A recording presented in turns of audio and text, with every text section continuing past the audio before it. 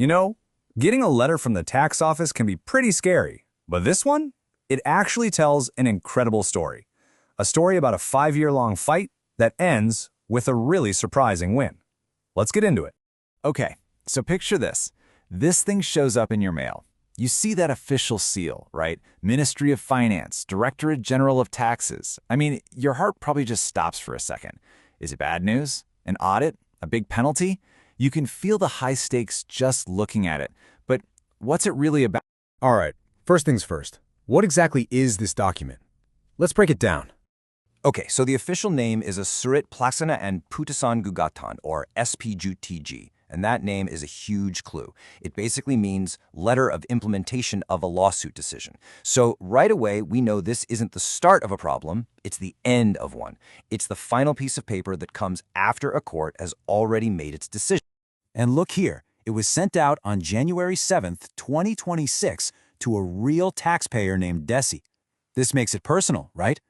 This isn't just some random government form, it's the final chapter in a real person's long story. So you gotta ask, how did this whole thing even start? To really get why this letter is such a big deal, we have to rewind the tape. We need to go all the way back to the beginning of this whole conflict. What was the problem that kicked this all off? So it all began with something called a Surat Tagihan Pajak, or an STP for short. You can just think of it as a tax bill. It's the government saying, hey, we think you underpaid your taxes for this month, and now you owe us the difference plus penalties. For Desi, this was the piece of paper that started the whole fight. Now, check out this timeline, because it's kind of wild. The tax period they were talking about, that was way back in June of 2020. But the penalty letter, the STP, didn't even get sent out until June 2025. That's a 5-year gap. Just think about that. Then the court makes its decision about 6 months later, and this final letter we're looking at arrives in January 2026. So yeah, this was definitely not a quick back and forth. This was a multi-year saga. So when Desi got that penalty notice, she was at a crossroads. She could just pay it and be done with it, or she could fight back. Well, you can guess what she did. She chose to fight. And here are the details, pulled right from the document itself. We've got the taxpayer's name, Desi. We see the tax type was PPN, or value-added tax. The period in question was June 2020. And then, the most important part, the action she took, a gugatan, an official lawsuit. And let's be clear, this wasn't just some complaint form she filled out. No, she took the Directorate General of Taxes to court. She launched a formal challenge against the penalty notice, questioning its legal basis. This took it from a simple disagreement to a full-on legal battle. All right, so she went to court. The big question is, what happened? After all that time, did she actually win against the tax office? You can just imagine it, right? The case is heard, lawyers for both sides make their arguments, all the evidence gets looked over. So, what did the judges decide? The court's decision came down to just 2 words, mengabulkan seluruhnya, and that translates to granted in full. Wow, I mean, that's not a partial victory, it's not a compromise, it is a complete 100% win for the taxpayer.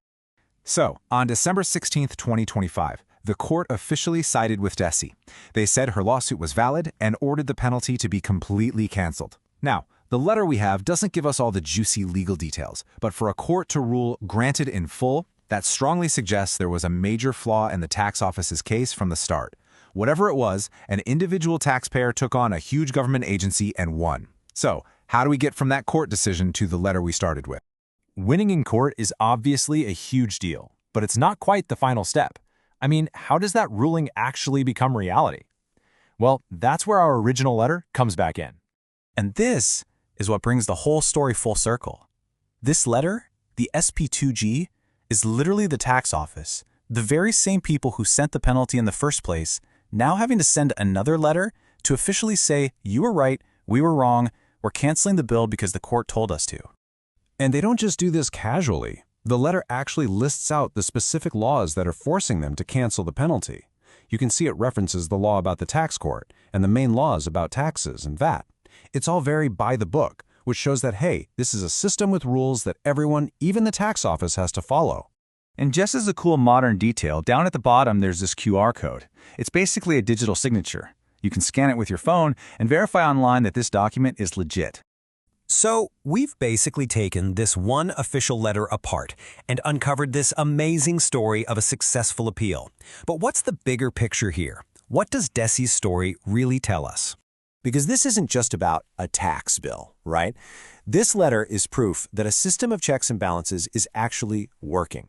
Think about it. One part of the government, the tax office, makes a call. A citizen says, "No, that's not right," and challenges it. And then a different part of the government, the court system, steps in and says, "You know what? The citizen is right." That's how it's supposed to work. What this whole story proves is that the appeals process is real. It's not just for show. It shows that you, as a taxpayer, can actually challenge a decision from a really powerful authority, and you can win. You have a real chance. So yeah, Desi's story is amazing. It shows that one person who knows their rights can navigate the system and get a fair outcome. But it does leave you with one big question, doesn't it? How many people out there get a notice like this and just pay it? How many people don't even know they have the power to fight back?